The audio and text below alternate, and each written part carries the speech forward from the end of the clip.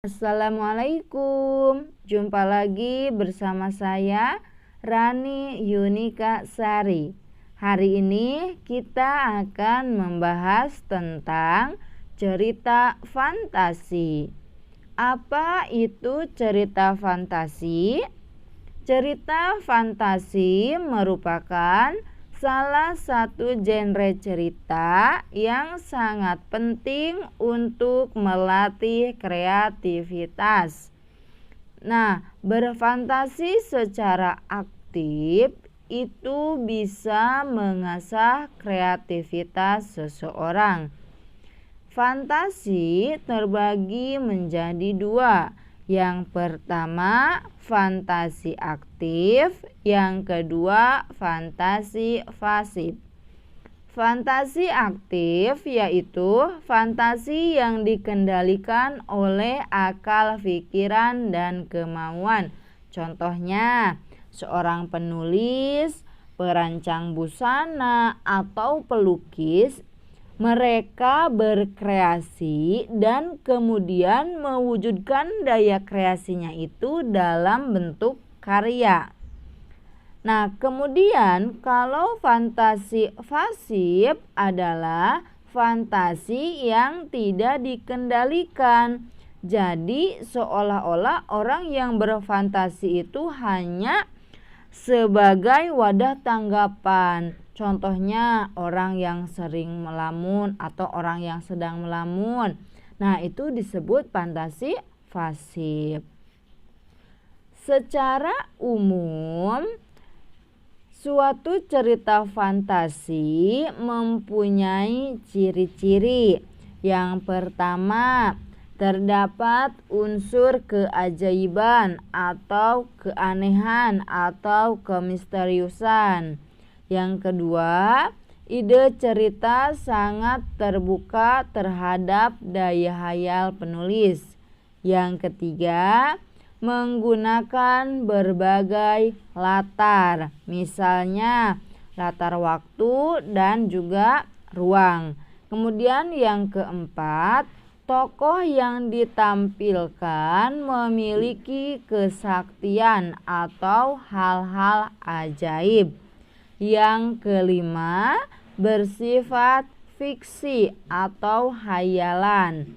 Yang keenam, bahasa yang digunakan variatif, ekspresif, dan menggunakan ragam percakapan. Biasanya menggunakan bahasa non-formal atau bahasa sehari-hari. Nah, cerita fantasi pada dasarnya itu tergolong sebagai teks yang bersifat naratif karena isinya hanya fiksi. Kemudian, cerita fantasi itu dibangun oleh unsur-unsur pembangun cerita atau yang disebut unsur intrinsik. Mari kita bahas satu persatu unsur intrinsik teks cerita fantasi. Unsur intrinsik yang pertama ada tema. Tema merupakan suatu gagasan yang menjadi dasar terciptanya suatu cerita atau narasi. Yang kedua, tokoh dan penokohan. Tokoh merupakan pelaku dalam cerita, sedangkan penokohan atau perwatakan merupakan karakter yang dimiliki oleh pelaku dalam cerita. Nah, dalam cerita fantasi, tokoh yang biasa dimunculkan umumnya itu berupa manusia, binatang, atau objek lainnya.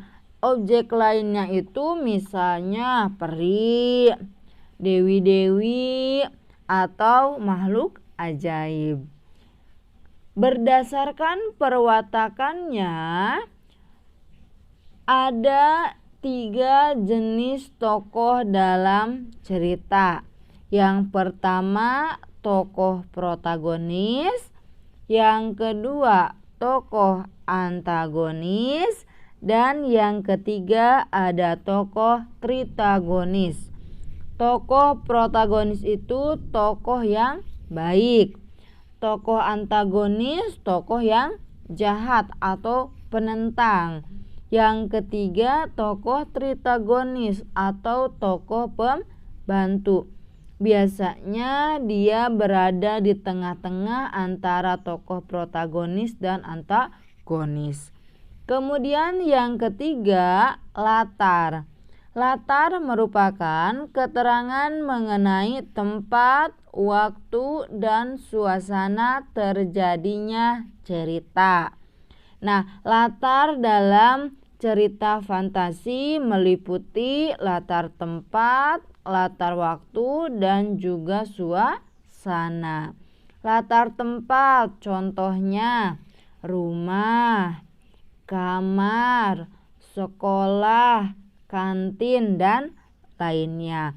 Kalau waktu misalnya malam hari, sore hari, siang hari, dan sebagainya. Kalau suasana contohnya ramai, sepi, gaduh, dan yang lainnya. Yang keempat, alur. Alur merupakan rangkaian dari peristiwa-peristiwa yang terjadi pada teks cerita fantasi. Tahapan-tahapan alur meliputi yang pertama, perkenalan, yaitu memperkenalkan tokoh utama.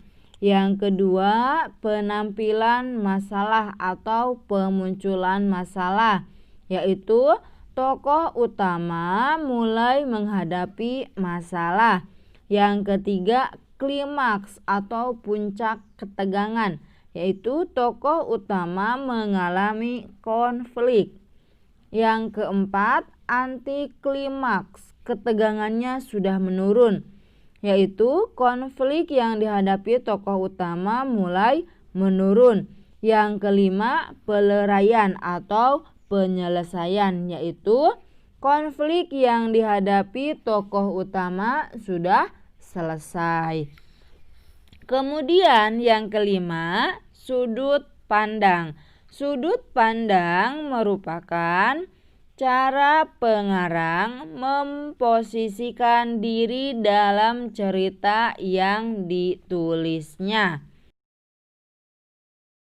Yang keenam, terakhir, amanat. Amanat merupakan pesan kehidupan ataupun motivasi yang disampaikan pengarang kepada pembaca. Maksud dari amanat yang disampaikan itu agar pembaca dapat menjadikan amanat tersebut sebagai pelajaran hidup. Sekian materi tentang unsur cerita fantasi. Terima kasih. Assalamualaikum.